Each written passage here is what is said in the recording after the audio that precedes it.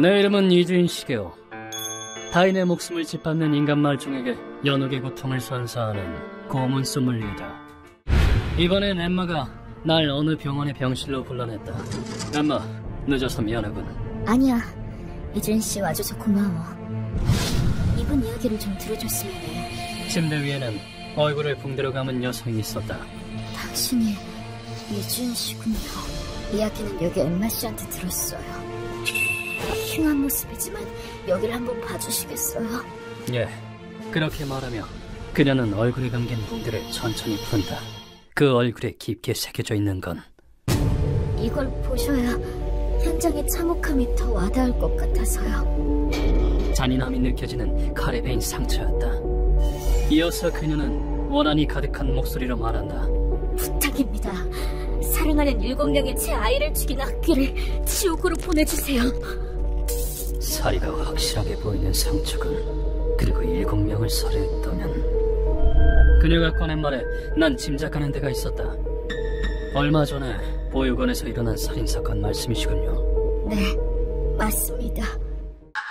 그건 너무나도 참혹한 사건이었다. 아야나미 조에 있는 보육원에서 7명의 아동이 살해되었습니다. 폭도가 시설을 공격하여 다수의 사망자가 발생했다. 전 그 시설 원장이었어요. 놈들은 그곳에서 지내던 아무 죄 없는 아이들을 희죽거리면서 죽였어요. 그녀는 눈물을 흘리며 그날 벌어진 사건 이야기를 시작했다. 의뢰인은 오조라 포플러원이라는 특수아동을 위한 보육원을 운영하고 있었다. 자, 얘들아, 점심 먹어야지. 네. 우와, 차가워. 어머, 컵을 거꾸로 들면 못 써. 아이들 교육에 열심인 그녀는 아이들을 정말 사랑했다. 시설에서 지내는 아이들은 가족이 맡기고 간 것이다. 이것 봐. TV에서 본 배우. 어머, 태희야, 잘 그렸다. 이거 잘 그려줬어. 좋아. 그 중에서도 17살 케이아는 그림 그리는 걸 좋아했다. 그들은 참으로 순진무구했다. 잘 그렸으니까 잘 보이게 높은 곳에 걸어두자. 우와. 의뢰인은 그런 아이들이 사랑스러워서 어쩔 줄 몰랐다. 이 시설은 근처 주민과 교류도 많이 했었다. 저 아저씨 웃기게 생겼다. 잠깐, 케이야, 그런 말 하면 안 돼. 아저씨, 왜 몸에 전갈을 그렸어? 에이, 라야, 내 안 무섭나? 이건 전갈이 아니라 지네다. 강한 놈이라서 그랬지. 나 다른 놈이도 있긴 한데 그 얘긴 됐고.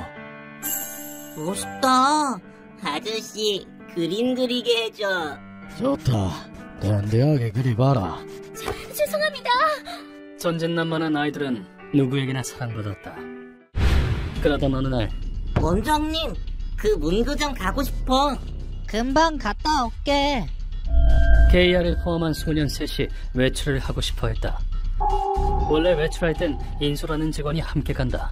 좋아. 그런데 꼭 셋이 같이 다녀야 해. 약속이다? 하지만 장애가 심하지 않다면 집단 행동을 조건으로 허락해주기로 했다. 의뢰인은 평소대로 꼼꼼하게 준비해주었다. 자, 바지에 시설 주소가 적힌 태그를 달고 가렴. 하지만 이때는 상상조차 하지 못했다. 무슨 일 있으면 어른한테 태그 보여주고. 알겠어. 다녀오겠습니다. 그들이 악마 같은 남자에게 붙잡힐 거라고는. 그날 아이들은 밤이 될 때까지 돌아오지 않았다. 문구점에서 나간 지 한참 됐대요. 나 경찰에 신고하러 갈게. 문구점을 나온 뒤로 아이들의 행방은 전혀 알 수 없었다. 얘들아, 어딜 간 거니? 제발 돌아와. 그로부터 일주일간 아무런 소식이 없었다. 그리고 갑자기 보육원 전화가 울린다. 오조라 포플러원입니까? 아이들을 찾았습니다. 네? 정말요?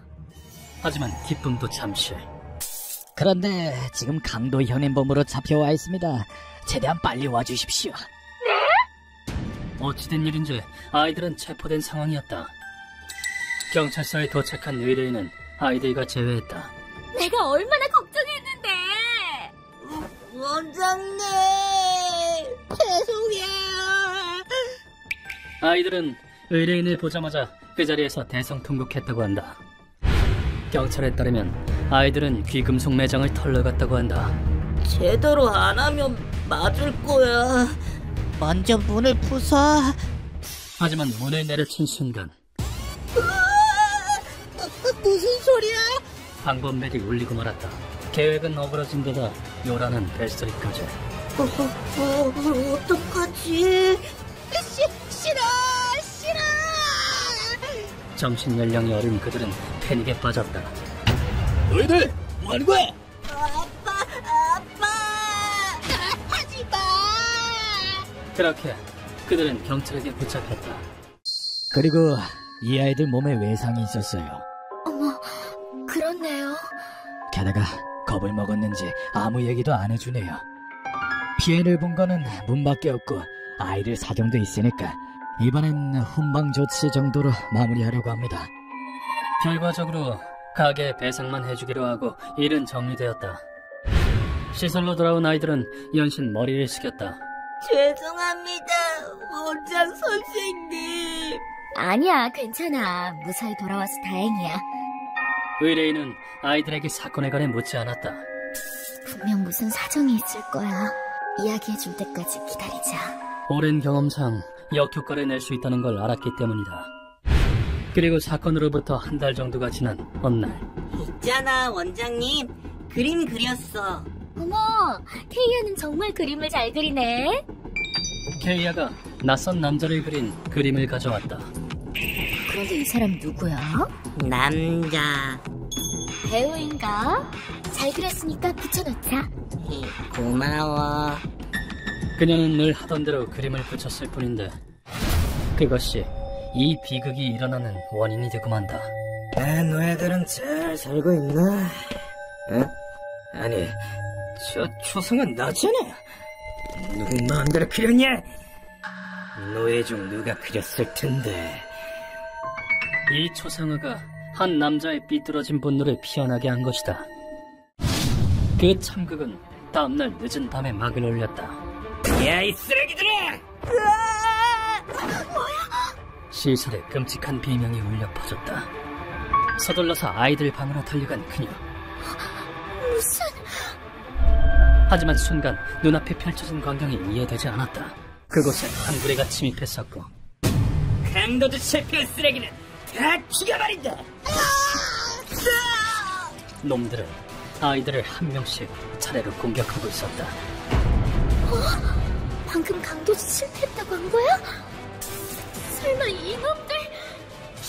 아줌마, 너도 지역행이다! 의뢰인도 무자비하게 가슴을 베었다. 솔직히 말해라. 그림 그린 건 너니? 네, 저예요. 죄송합니다. 죄송하다면 다냐? 감히 배신을 해! 의뢰인은 가슴을 크게 베었지만 그만해! 온몸으로 아이들을 지키려고 했다. 끈질기기는 안 죽고 뭐해? 하지만 놈의 포악한 흉기가 이번엔 얼굴에 베었다. 피투성이가 된 의뢰인은 케이아와 아이들 위로 던져졌다. 이 아이들만은... 하지만 그때 아이들은 이미 세상을 떠난 뒤였다. 지켜주지 못해서 미안해.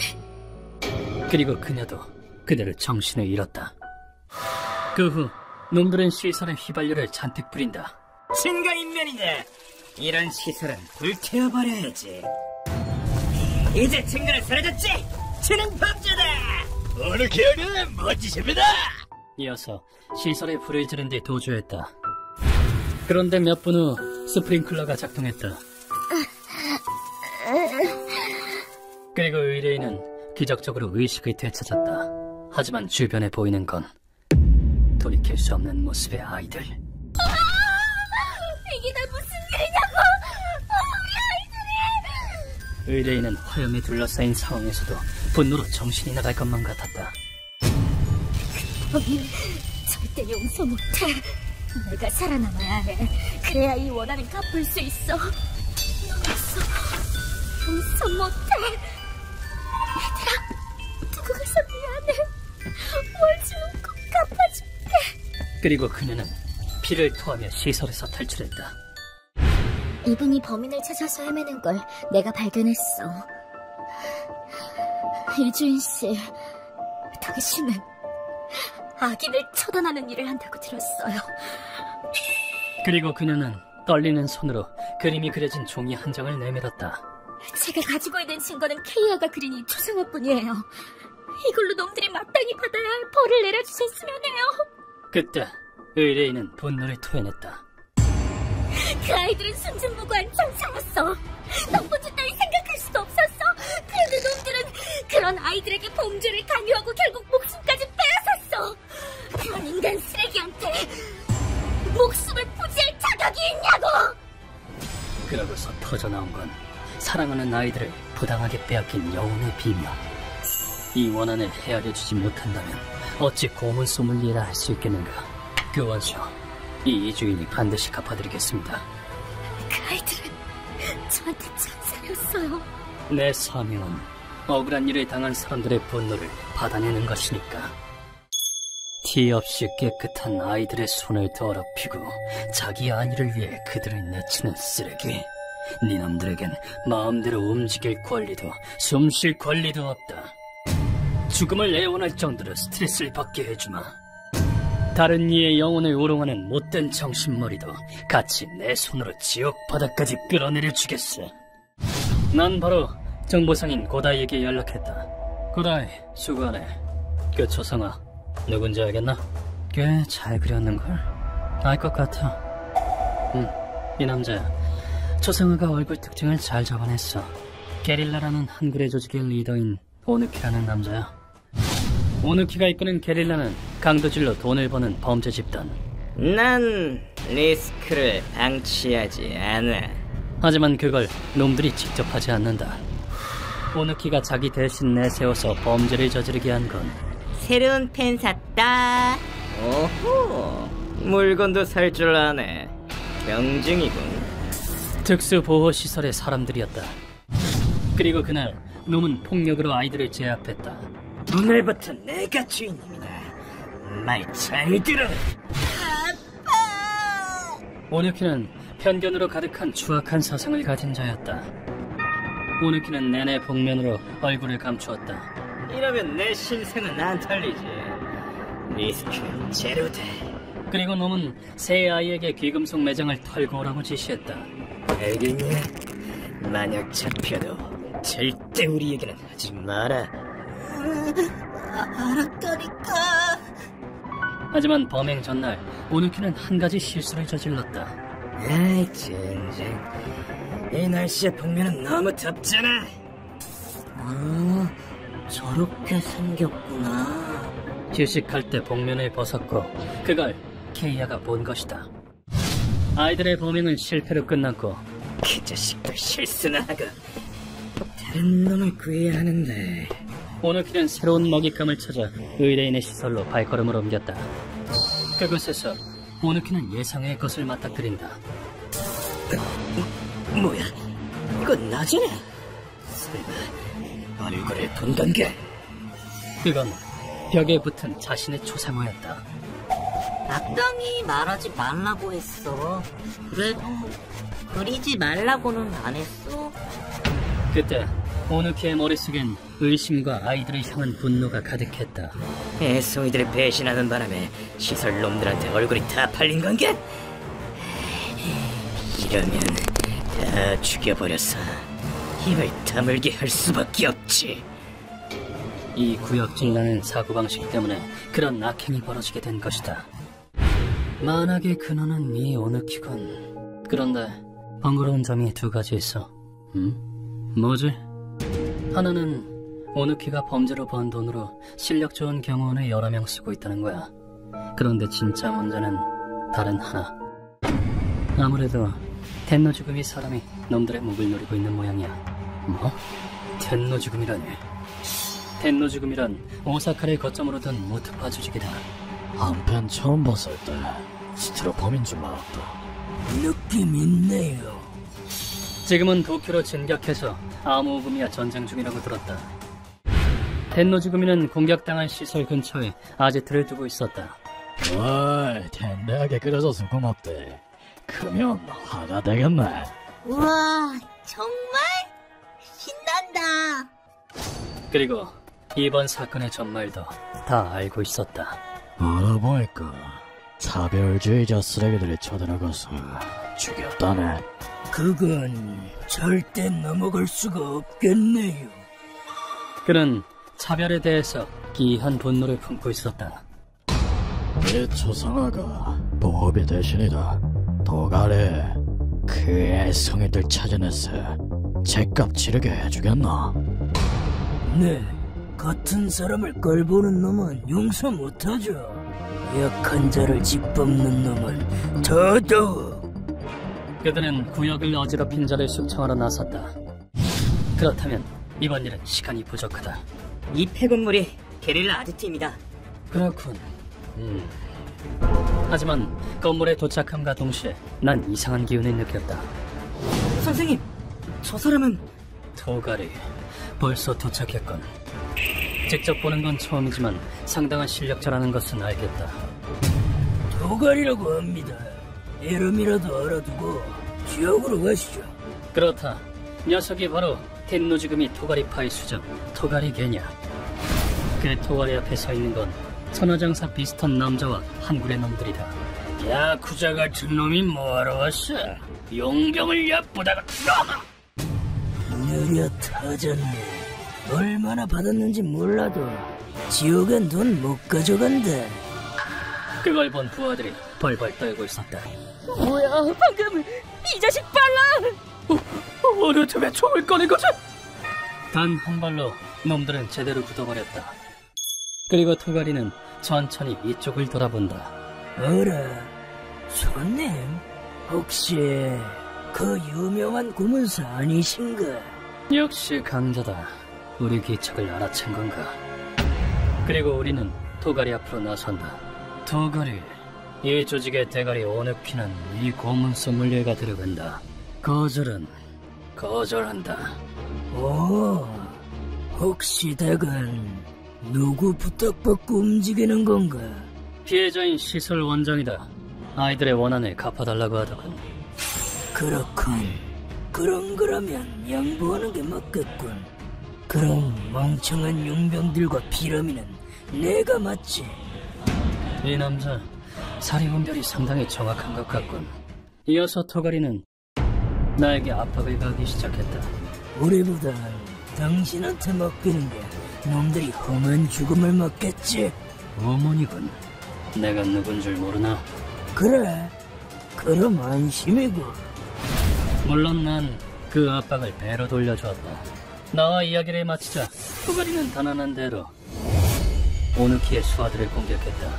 사람 멸시한 건 평생 지옥에서 후회해라! 놈의 칼이 번뜩이면 목숨이 날아간다. 역시 놈은 보통 내기가 아니다. 그리고 가장 중요한 오누키는 더블스턴건으로 확실하게 기절시키겠습니다. 너야 너희들! 루카가 의식을 잃게 해서 확보했다. 그럼 뒷일은 잘 부탁합니다. 모든 일이 정리되자 토가리는 뒤도 안 돌아보고 자리를 떴다. 고문실로 오누키를 옮긴 우린 단죄의 준비를 했다. 선생님, 잠든 쓰레기를 포장해서 요도에 소변줄을 끼웠어요. 수고했다. 그럼 기상 세레머니로 가자. 호흡을 못해서 죽는 일이 생기지 않게. 입 근처에 공기 구멍을 뚫었다. 눈을 뜨게 하는 건 평소처럼 부드럽게 가진 않았다. 언제까지 잘 거냐, 쓰레기야! 난 무자비하게 놈의 어깨를 두들겨 팼다. 눈을 뜬 오누키는 고통스러운 나머지 비닐 안에서 몸부림친다. 이 정도는 시작일 뿐이다, 새대가리. 난 늘 하는 질문을 놈에게 던진다. 네 놈은 장애를 가진 사람들을 범죄에 끌어들였고 방해가 되면 그 목숨까지 빼앗았지. 뭔데? 그게 뭐 어쨌다고? 그리고 자신이 한 짓이 들킬성 싶으면 아무 상관없는 사람들까지 다 죽여왔다. 네 놈은 피해자에게 미안한 마음이 없나? 그러나 돌아온 대답은 추악한 모욕이었다. 누가 그딴 생각을 하냐? 놈들은 내 노예라고. 그런데도 날 배신이나 또 그딴 것들은 죽어도 쏴! 네 놈은 인간이 아닌 것 같군. 네 분수를 알게 해주마. 루카와 네, 스위치 온입니다. 내 신호에 맞춰서 루카가 한 장치를 작동한다. 그러자 놈이 들어있는 비닐에서 마지막 공기가 빠져나간다. 잠깐 치지 마! 무슨 짓이야! 이 비닐은 인간의 진공 포장하는 특수한 것이다. 그리고 공기를 뺀과 동시에 우리는 놈의 사지를 부수기 시작한다. 버러지한테 무릎은 필요 없습니다. 그리고 쓰레기에 망가진 사지가 된 진공 포장이 완성되었다. 너무 좋아하진 마라. 진짜 재미는 지금부터니까.